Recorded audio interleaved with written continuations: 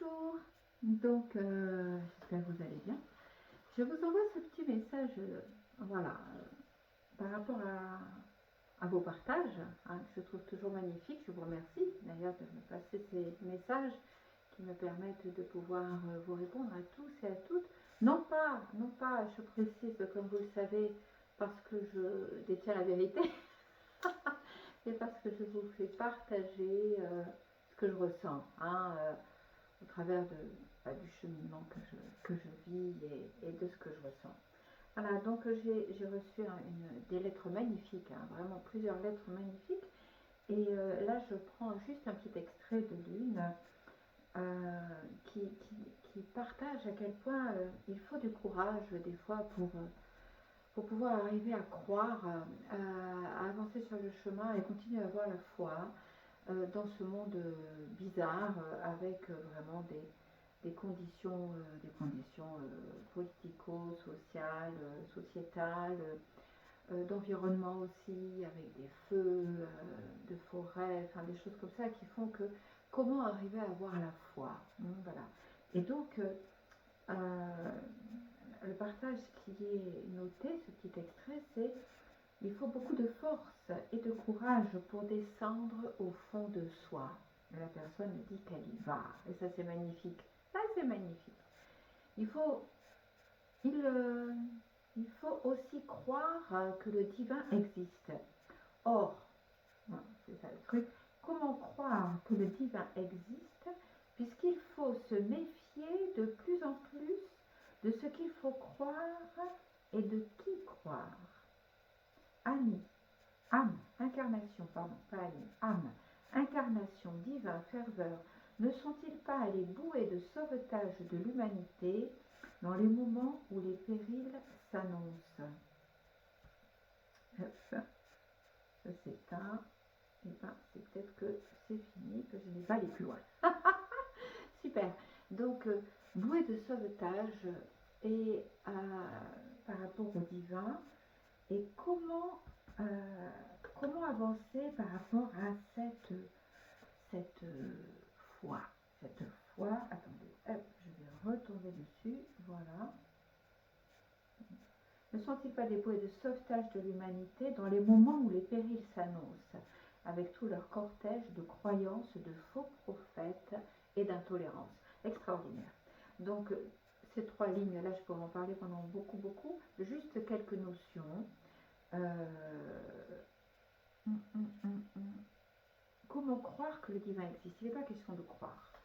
Il n'est pas question de croire. Bon, on peut commencer par croire, effectivement. Mais le sujet, c'est d'expérimenter encore et toujours. C'est de pouvoir contempler. Ça peut être d'une manière très... essayez de partir de votre vécu, de votre ressenti, de votre expérience. C'est ça qui est important. Et c'est en trouvant ce discernement intérieur que vous pourrez faire la part des choses. Là, je vois entre les faux prophètes. Ah ben oui, les faux prophètes.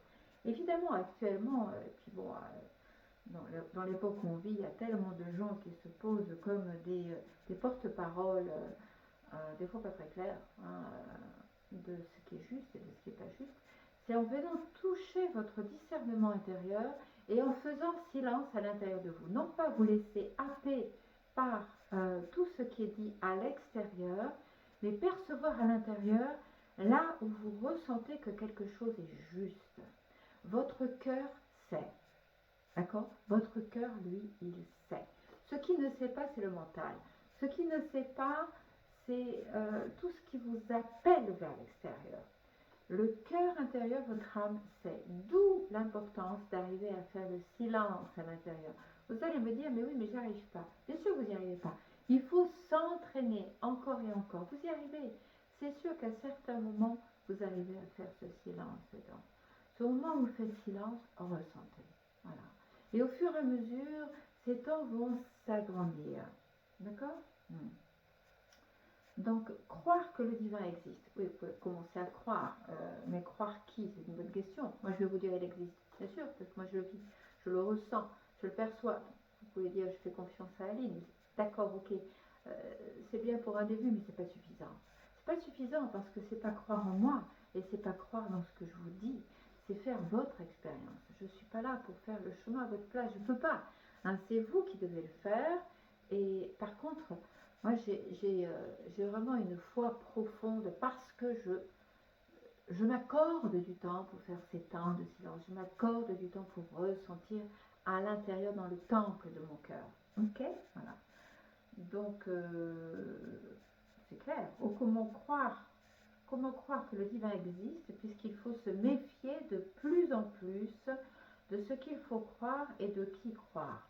Oui, bien sûr. Bien sûr qu'il faut poser ce discernement. Mais le sujet, c'est que notre humanité a à sortir de l'enfance. Un enfant y croit, bon, quand tout se passe bien sûr. Voilà, en général, l'enfant y croit. Il a la foi dans ses parents. Il croit. Maman, elle a dit que, donc c'est vrai. Papa, il a dit que, c'est vrai. Quelque part, notre humanité passe dans une autre phase. Elle essaye, du moins elle essaye, sur un certain plan, en tout cas de croissance, sur un certain niveau, on va dire. Parce que, voilà, sur un certain niveau, en tout cas, c'est là où vous pouvez en être.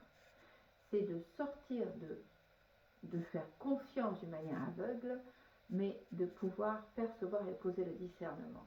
Voilà, de poser le discernement, ce qui demande de grandir, de sortir de l'enfance aussi.